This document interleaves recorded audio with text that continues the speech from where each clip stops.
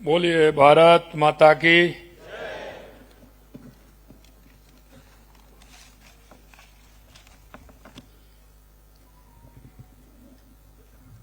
आज शिक्षक दिवस है। भारत माता की जय थोड़ा पूरे राजस्थान की आवाज ये बनेगी आपकी। भारत माता की, भारत माता की, भारत माता की।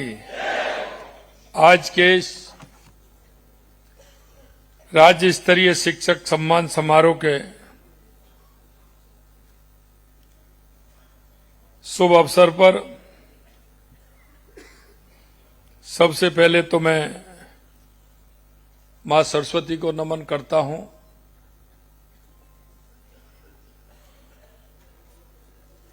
और देश के एक महान व्यक्तित्व जिन्होंने आजादी से पहले और आजादी के बाद में अपने आप को इस मां भारती के लिए समर्पित करते हुए देश के अंदर एक जिस बीजारोपण का काम किया, ऐसे में जो इस खुशी को हम कहने से नहीं अंतर आत्मा की आवाज से बांट सकते हैं कि जो ये कहते थे कि लोग मेरे को शिक्षक के नाम से जाने, ये मेरी सबसे ज्यादा प्रसन्नता होगी। ऐसे डॉक्टर सर्वपल्ली राधाकृष्णन जी को उनके चरणों में प्रणाम करता हूं और उनको श्रद्धांजलि अर्पित करता हूं। और मैं आगे के इस राज्य स्तरीय सम्मेलन के इस कार्यक्रम में मंच पर विराजमान कैबिनेट में मेरे साथी उप मुख्यमंत्री भाई प्रेमचंद जी बैरवा, जिन्होंने बहुत ही मार्मिक आज शिक्षक दिवस के अवसर पर अपने विचार रखे। हमारे दूसरे कैबिनेट के साथी शिक्षा मंत्री सम्मानीय मदन दिलावर जी,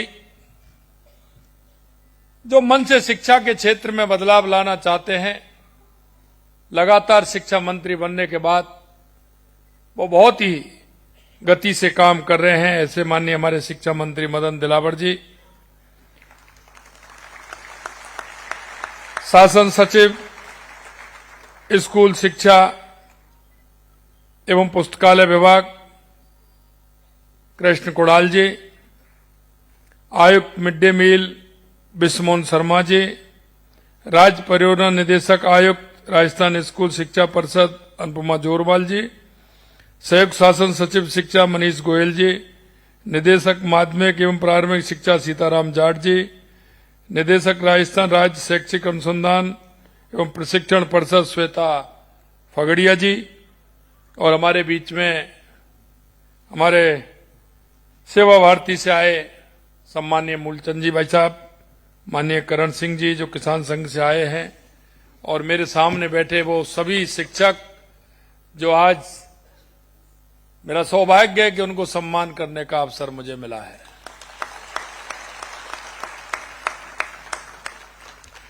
मैं आप सभी गुरुजन महानुभावों का, सभी सज्जनों का, देवियों का आज के इस कार्यक्रम में बहुत बहुत स्वागत करता हूं, अभिनंदन करता हूं। आप सभी को मैं प्रणाम करता हूं।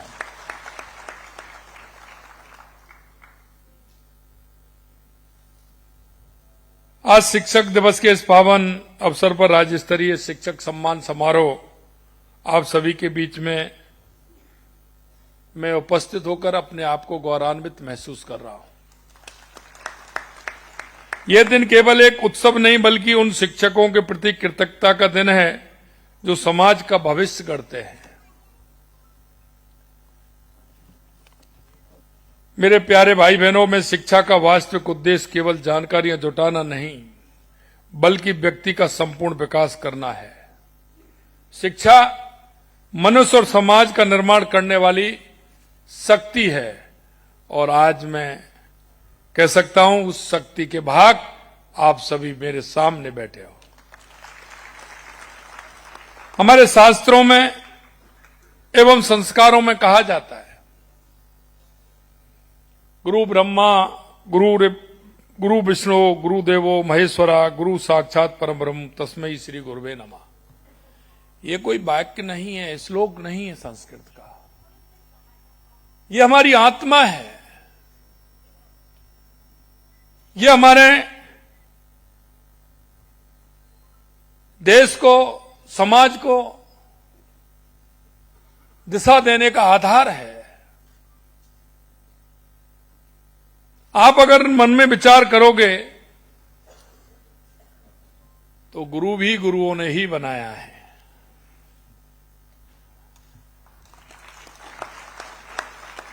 गुरुओं को भी गुरुओं का आशीर्वाद रहा है और ये हमारी परंपरा है। और हमारा गुरु एक शिष्य को नहीं, एक व्यक्तित्व को गढ़ने का काम करता है।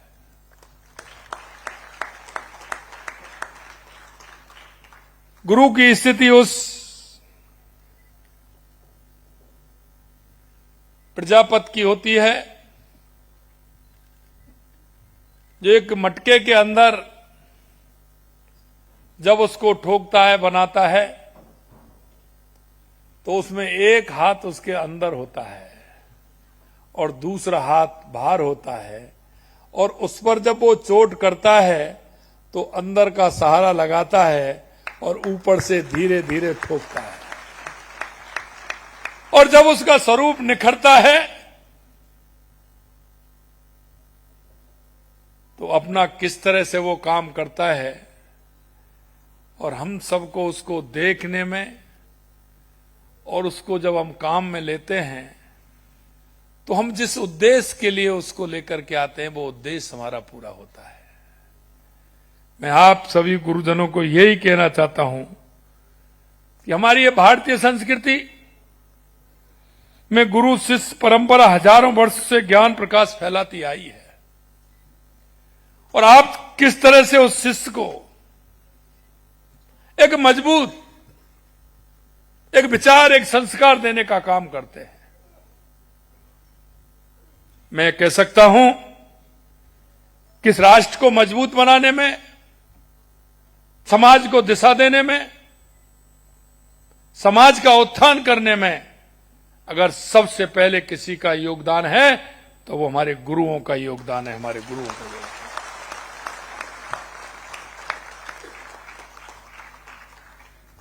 प्राचीन काल से हमारे ऋषि मुनियों में तक्षशिला, नालंदा, विक्रमशिला जैसे विश्वविद्यालयों के माध्यम से समूचे विश्व को ज्ञान की गंगा प्रदान की है। हमारी परंपरा में गुरु केवल शिक्षक नहीं बल्कि जीवन के मार्गदर्शक होते हैं। महर्षि द्रोणाचार्य से लेकर के चाणक्य तक हमारे गुरुओं ने न केवल विद्या दी बल्कि संस्कार और मूल्यों का भी संचार किया है। राजस्थान की धरती सदैव से ही विद्या और संस्कृति के लिए पावन भूमि रही है, और मैं कह सकता हूं कि राजस्थान के वो संस्कार हैं वो अपने आप में अलग है। इसीलिए तो हम हमारे सभी वो महापुरुष जिनको देख करके उनका नाम लेते ही मन के अंदर एक अलग सी स्फूर्ति पैदा होती है। चाहे वो महाराणा प्रताप हो, महाराजा सूरजमल हो, या मां पन्नाधाय हो, या मीराबाई हो, या मां अमृता देवी हो, उनके जीवन को अगर आप देखेंगे तो राजस्थान में जो संस्कृति है, राजस्थान की मिट्टी में जो खुशबू है वो अलग जगाने वाली है, दुनिया में ऐसी कहीं नहीं मिलेगी। इसलिए मैं जिक्र करता हूं। कभी कभी हमारे मन में कई तरह के विचार आते हैं, लेकिन गुरुदेवों मैं तो इतना ही कहना चाहता हूं, आप अपने मन में विचार कर लीजिए। मन को अगर आप कहीं आपको शांति मिलेगी, तो जीवन के उस परोपकार में और उपकार के अलावा दूसरी किसी भी चीज में आपको नहीं मिलेगी।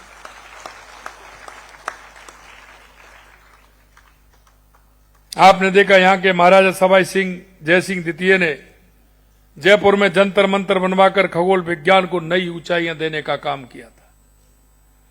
पुष्कर और माउंट आबू जैसे स्थान माध्यमिक आध्यात्मिक शिक्षा के केंद्र बने रहे। राजस्थान में ज्ञान हस्तांतरण की परंपरा अत्यंत समृद्ध रही। यहां के कलाकार ने पीढ़ी दर पीढ़ी इतिहास, संस्कृति और नैतिक मूल्यों को आगे बढ़ाया। हमारी संस्कृति, शास्त्रीय संगीत से लेकर के हमारे जितने भी गायन के क्षेत्र में हमारे कलाकार हैं, उन्होंने राजस्थान का नाम ऊंचा करने का काम किया है। हमारे गीतों और कहानियों में नई परंपरा आज भी जीवंत है, जो संस्कार देती है, और उस संस्कार के माध्यम से लगातार जो हमारी पीढ़ी है उसको जिस तरह के संस्कार मिल रहे हैं वो आप सभी के सामने है। मैं सिर्फ इतना कहना चाहता हूं कि हमारे संस्कार लगातार आने वाली पीढ़ी में इसी तरह से मिलते रहेंगे तो हमारे विचार और हमारे राजस्थान की खुशबू दुनिया के अंदर फैलती रहेगी।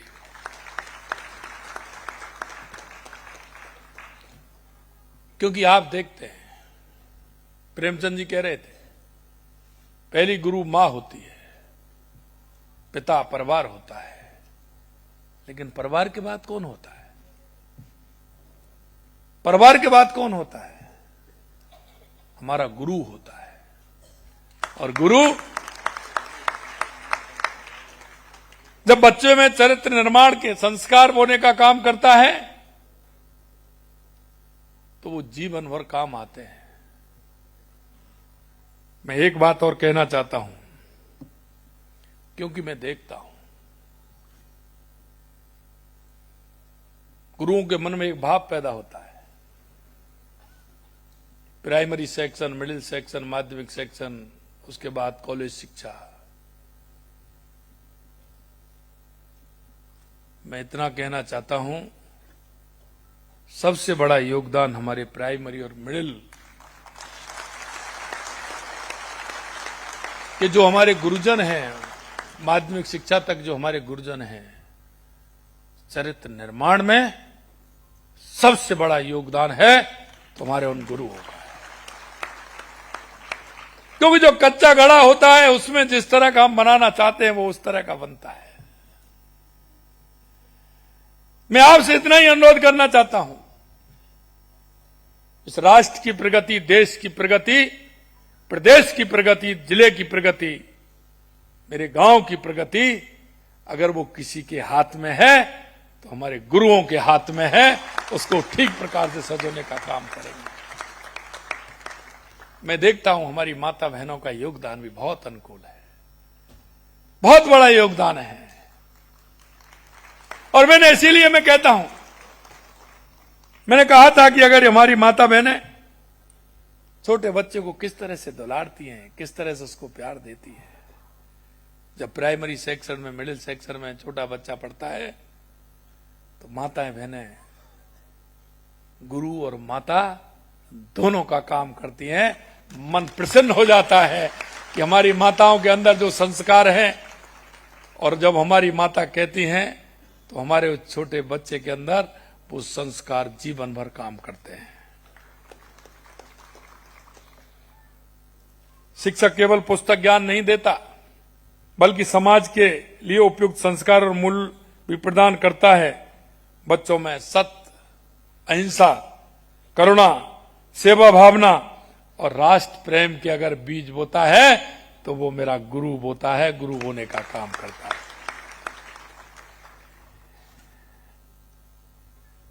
आप केवल गणित के फार्मूले या इतिहास की तारीखें नहीं सिखाते हैं, आप जीवन का सबसे बड़ा पाठ पढ़ाते हैं। जब आप एक छोटे बच्चे को, छोटी सी बात कहना चाहता हूं, छोटे से बच्चे को धन्यवाद कहना सिखाते हो तो आप उसमें विनम्रता के बीज बोते हो। धन्यवाद बहुत छोटा शब्द है, लेकिन धन्यवाद कहना हमको कैसे आता है? हम अगर उसको प्रयोग में लेते हैं, उसको अगर बच्चे को सिखाते हैं, तो वो कितना मन प्रसन्न करता है। अगर सामने वाले को किसी काम के होने के बाद अगर हम उसको प्रणाम करके धन्यवाद देते हैं, तो उस व्यक्ति के मन में वो उसके प्रति सम्मान प्रकट करता है। आप सिखाते हैं असफलता कोई अंत नहीं बल्कि एक नई शुरुआत होती है। आप सिखाते हैं कि ईमानदारी सबसे बड़ा धन है। आप सिखाते हैं दूसरों की सेवा सच्ची पूजा है। मैं आपसे इतना ही कहना चाहता हूं कि आप परिवार के अलावा अगर बच्चे में संस्कार देने का काम करते हैं, और वो ऐसे संस्कार होते हैं कि वो जीवन भर याद करने वाले होते हैं। और गुरु का सम्मान तो वो होता है जब अपने आप के सामने अपने शिष्य को कहीं ना कहीं अपने से बड़ा देखता है, तो गुरु के सपने पूरे हो जाते। मैं आपको इतना ही कहना चाहता हूं कि राष्ट्र के निर्माण में हम हमारी सहभागिता, क्योंकि जिस गुरु ने हमको और आपको भी पढ़ाया है, उनके भी सपने यही थे। और हमको ये भी नहीं भूलना चाहिए कि हम भी किसी न किसी गुरु की कृपा से अपने स्थान पर आए हैं। मैं तो आज गर्व से कह सकता हूं कि हमारी सरकार ने शिक्षा के क्षेत्र में महत्वपूर्ण बदलाव किए हैं, और हम करने वाले हैं,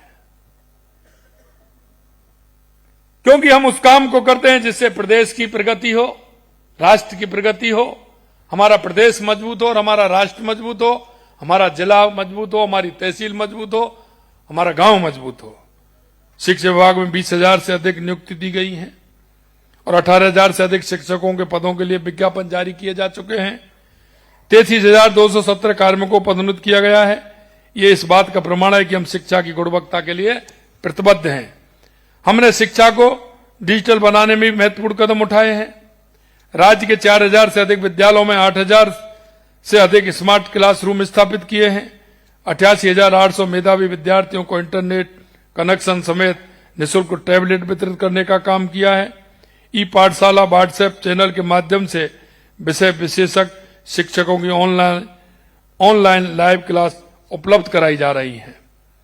हमने वर्ष 2024-25 में माध्यमिक शिक्षा विभाग द्वारा 139 करोड़ रुपए और प्रारंभिक शिक्षा विभाग द्वारा 24 करोड़ रुपए से अधिक की छात्रवृत्ति वितरित की गई है। मुख्यमंत्री अनुप्रत कोचिंग योजना के तहत 174 करोड़ रुपए व्यय किए हैं। मेरिट छात्रवृत्ति योजना के अंतर्गत 4 करोड़ रुपए की छात्रवृत्ति दी गई है। गार्गी पुरस्कार योजना में 175 करोड़ रुपए की राशि वितरित की गई है। कालीबाई उच्च शिक्षा स्कूटी योजना और देवनारायण छात्र स्कूटी योजना के तहत हजारों स्कूटी वितरित की गई हैं। 3 लाख से अधिक युवाओं को केंद्र और राज्य प्रायोजित योजनाओं के तहत कौशल प्रशिक्षण प्रदान कर लाभान्वित किया गया है। मुख्यमंत्री युवा संबल योजना के अंतर्गत 1,17,000 नई स्वीकृतियां जारी की गई हैं। मैं आपसे इतना ही कहना चाहता हूं कि मेरे को देश में भी जाने का विभिन्न प्रांतों में मौका मिला है। मेरे को कई दुनिया के देशों में जाने का भी मौका मिला है। जब उन्होंने मेरे से मांग की थी, उन्होंने कहा कि हमें कुछ मैन पावर की आवश्यकता है, हमें कुछ नर्सिंग में कुछ नर्स भी चाहिए, कुछ मेल भी चाहिए, उनको भी आवश्यकता है, हमारे कई इलेक्ट्रीशियन की आवश्यकता है, कई इंजीनियर की आवश्यकता है। जब मैं कोरिया और जापान की यात्रा पर था तो उन्होंने मेरे से ये बात कही। मैंने उनसे सिर्फ एक सवाल किया था कि मैं देने को तो तैयार है हम, लेकिन हम सिंगल नहीं देंगे, हम डबल देंगे। डबल देंगे। आप अगर हमारी बहन जो हमारी नर्स है उसको आप लेंगे तो उनके साथ में हम इलेक्ट्रीशियन हो चाहे कोई दूसरी ग्रेड में काम करने वाले हमारे भाई हों उनको भी देंगे। तो हमने कहा उनसे कि आपके यहां आते हैं तो आप अपनी परीक्षाएं लेते हैं। हमने उनसे एक ही सवाल किया कि आप भाषाई स्कूल हमारे यहां खोलिए जयपुर के अंदर, आप अपनी पढ़ाई भी यहां कराइए, आप उनको सुनिश्चित करिए, पेपर भी लीजिए और वहां से उनको लेकर के जाइए। आप ये नहीं कि आप यहां लेकर के आ जाएं और हमारे बच्चों को वापस भेज दें, वो हम नहीं करेंगे। तो आपको मैं कहना चाहता हूं हमारे केंद्रीय शिक्षा मंत्री जी के सहयोग से और माननीय प्रधानमंत्री जी के आशीर्वाद से हमें वो लैंग्वेज स्कूल भी प्रारंभ करने जा रहे हैं, जो बाहर जाने वाले का यहीं पेपर होगा, यहीं सिलेक्शन होगा और उसके बाद उनको बाहर ले जाने का काम करेंगे। लगातार हम स्किल डेवलपमेंट के माध्यम से भी हमारी सरकार काम कर रही है। हमारे राजस्थान में जितने भी उद्योग हमारे यहां लग रहे हैं, हमने उसमें कहा है कि हम 3 महीने का स्किल डेवलपमेंट का एक कोर्स करेंगे, सर्टिफिकेट देंगे और उनके माध्यम से चाहे हमारा सोलर हो, चाहे हमारा पर्यटन क्षेत्र में हो, चाहे हमारे खनिज के क्षेत्र में हो, चाहे औद्योगिक क्षेत्र में हो, हम हमारे उन स्किल डेवलपमेंट करा के हमारे युवाओं को उसमें 3 महीने का कोर्स करा के उनको देने का काम करेंगे, जिससे हमारे युवाओं को रोजगार मिले और उस रोजगार के माध्यम से वो आगे बढ़ सके। मैं एक बात और आपसे कहना चाहता हूं कि हमने ये भी कहा है कि अपने स्वयं के काम के लिए अगर कोई भी विद्यार्थी अगर आता है तो सरकार उसका पूर्ण रूप से सहयोग करेगी। प्रधानमंत्री स्वनिधि योजना में, विश्वकर्मा योजना में उसको रोजगार के अवसर प्रदान किए जाएंगे और वो अपना प्रोजेक्ट बना के अगर वो करेगा तो हम सस्ती ब्याज पर उसको लोन देने का भी काम हम करेंगे, जिससे वो अपना काम प्रारंभ कर ले। आपसे सिर्फ मेरा इतना निवेदन है, हम जब पढ़ते थे तो एक पीरियड भी होता था, कई हमारे साथी होंगे, उद्योग का पीरियड चलता था, उस समय चलता था, कुछ को नहीं पता होगा, जो हमारे साथी होंगे उनको पता होगा कि उद्योग का पीरियड चलता था उस समय। उसमें स्किल का ही ज्ञान दिया जाता था, उसमें उस बच्चे की हॉबी किस क्षेत्र में है इसका आंकलन भी किया जाता था। उस आंकलन के आधार पर उसको शिक्षक उसको उसी रुचि के आधार पर आगे बढ़ाने का काम करते थे। और जैसे ही जब वो 8th क्लास पास करता था, अभी तो हायर सेकेंडरी में लेते हैं, सीनियर में लेते हैं विषय, पहले 9th में ही लेते थे, 9th में लेना पड़ता था, आर्ट्स लेनी है, कॉमर्स लेनी है, साइंस लेनी है, क्या लेना है, किस में जाना है, एग्रीकल्चर लेना है, आपको क्या लेना है, तो उसके घर वाले तय नहीं करते थे। वो अगर कोई तय करने वाले थे तो आप सब गुरु थे, उसको तय करते थे कि इसकी रुचि इसमें है, ये काम भी हमको करना चाहिए, क्योंकि गुरु से ज्यादा उस विद्यार्थी की रुचि के बारे में दूसरा कोई नहीं जानता है। आज हम उसका आंकलन नहीं करते हैं।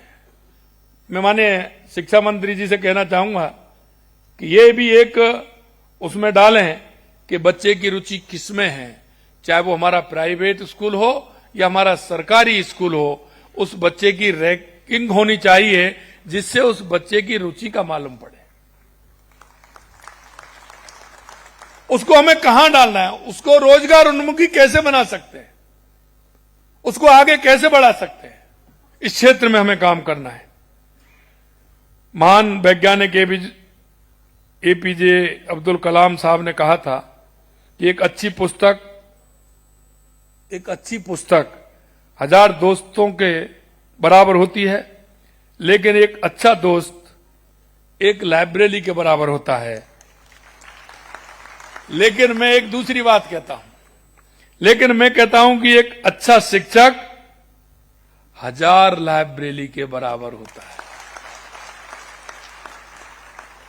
आप केवल ज्ञान के भंडार नहीं हैं, आप स्वप्न जगाने वाले हैं। आपके एक प्रेरणादायी शब्द से एक निराश विद्यार्थी आशा की किरण पा जाता है। आपके शब्दों से एक कमजोर छात्र भी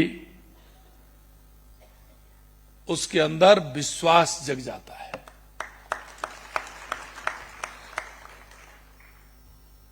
मैं आज सभी गुरुजनों को, आज मैं आपके इस कार्यक्रम में आपको आश्वासन देता हूं कि राज्य सरकार आपके साथ है।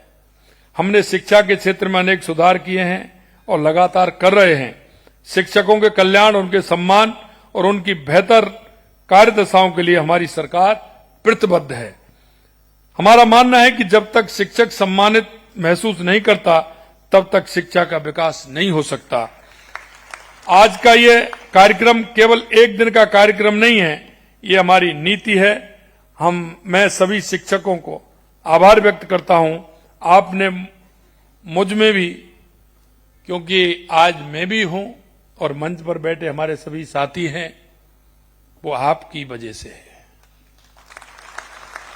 हर व्यक्ति के जीवन में गुरु का बहुत बड़ा योगदान होता है और ये हमें भूलना नहीं चाहिए। और इसीलिए गुरु का स्थान बहुत बड़ा होता है। राजस्थान सरकार शिक्षा की गुणवत्ता में सुधार के लिए, शिक्षकों के कल्याण के लिए और छात्रों के बेहतर भविष्य के लिए निरंतर कार्य करती रहेगी। मैं फिर से कहूंगा कि आप केवल शिक्षक नहीं, आप जीवन के शिल्पकार और राष्ट्र निर्माता हो। आप उस पवित्र गुरु शिष्य परंपरा के भाग हैं जिसने भारत को विश्व गुरु बनाया था और आज भी बना रहे हो। जैसा कि कहा गया है, ज्ञान के अंधकार में डूबे हुए व्यक्ति के नेत्रों को ज्ञान रूपी अंजन से खोलने वाले गुरु को मेरा नमस्कार, नमस्कार, नमस्कार।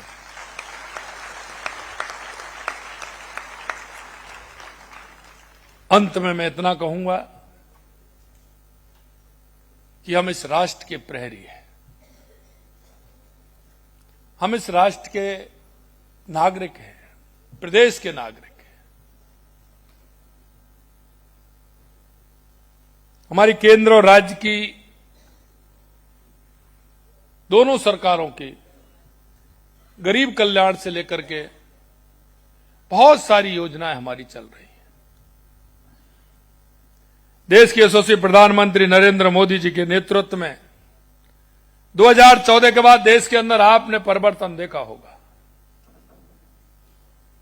आप महसूस भी कर रहे होंगे,